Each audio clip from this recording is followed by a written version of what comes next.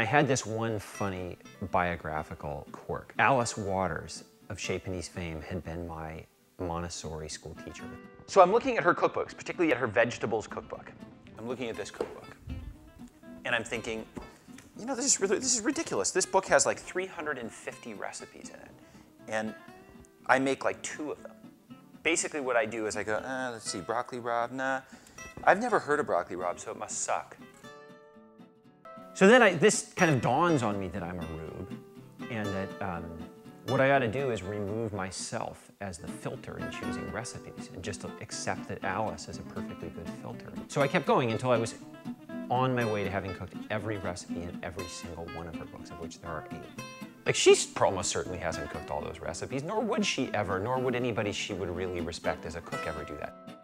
What happens is I get hired to do a little work at her office. This is this huge deal for me because every night at home as I cook, she's becoming this sort of culinary, you know, mother angel to me.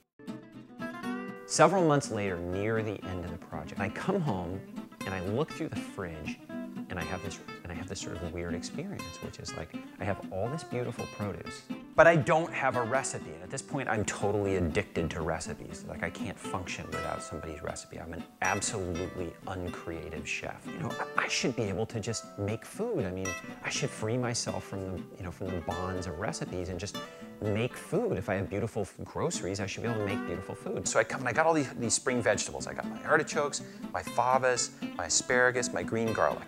And I just bust on in and I start just trying to, you know, I don't know, man. Maybe I'll just like apply the techniques I know to each one of the vegetables. First thing I'm gonna do, I'm gonna peel all my asparagus and I'm gonna get a huge pot of water, heavily salted water, boiling. And I'm gonna blanch my asparagus to get that like gorgeous sort of bright, hallucinogenic green color. And then the next thing I'm gonna have to do, I'm gonna take my green garlic, right? And I'm gonna slice it thin and I'm probably gonna blanch this stuff too so it gets nice and tender. I'm just trying to think like Alice, think like Alice. What she would do is she would peel the artichoke, okay? And then I think she would cut off the bottom and then I think she would cut off the top and maybe slice this baby into slices.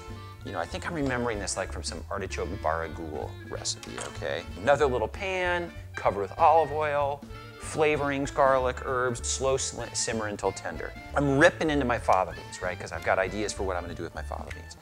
It's all starting to come together in my head, and this thing ends with this thing where I'm like, put everything together in a pan with a little chicken stock as a kind of liaison, serve it on the plate with just some shaved over Parmesan. So the next day I go to Alice's house. The first thing I ask is, you come home, if you saw these exact ingredients in the fridge, what would you do with them? So she lights up at this question and she starts saying, well, I'd probably put a big pot of water on to boil, blanch the asparagus, slice the artichokes thin, put them in acidulated water, then simmer them slow in, you know, in olive oil. You know, the fava beans, this and that and the other thing, a little bit of chicken stock, boom, and have this ragu, little Parmesan cheese. And it's like, hallelujah, right? I have arrived.